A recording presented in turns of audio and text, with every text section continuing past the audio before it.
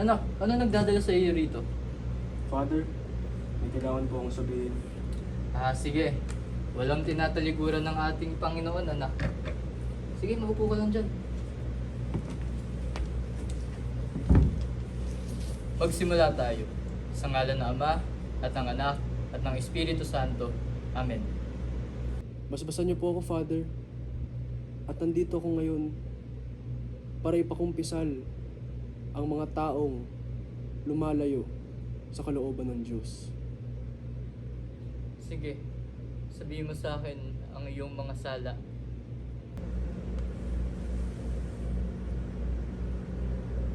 Wala. Wala akong ginawang kasalanan. Ginawa ko lamang ang hiling ng Panginoon.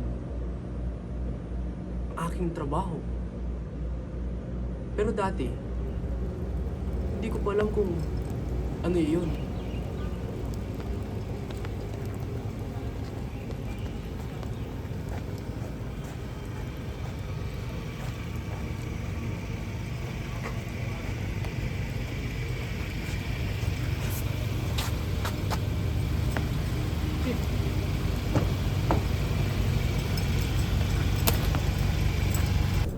Parang naliligaw ka, Eddie.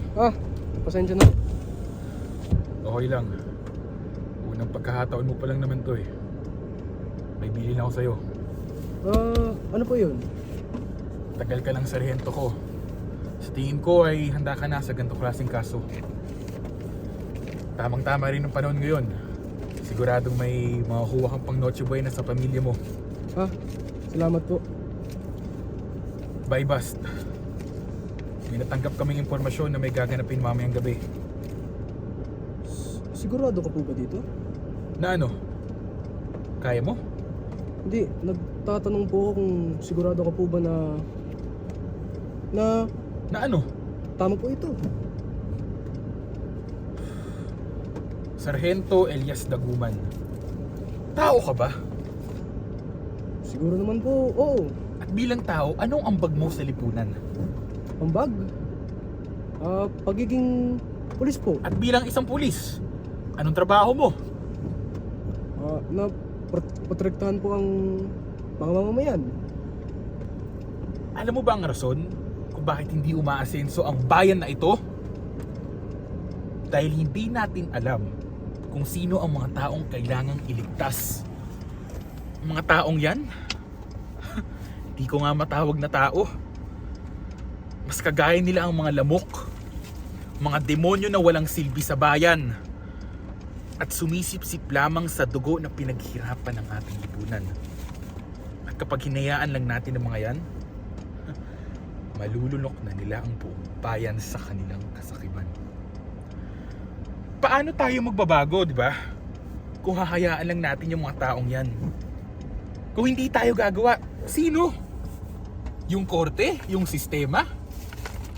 Proseso? Lumang balita na yan, Ellie. Sigurado akong alam mo rin yan.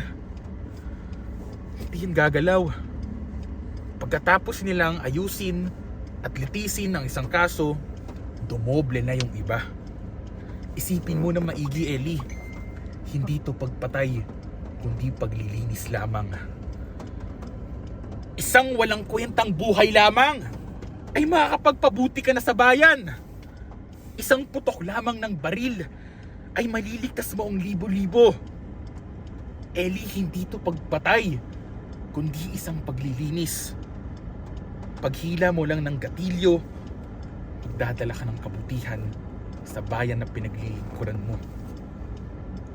Ito ang ninanais ng Diyos. Ito ang iyong tungkulin. Isang putok ng baril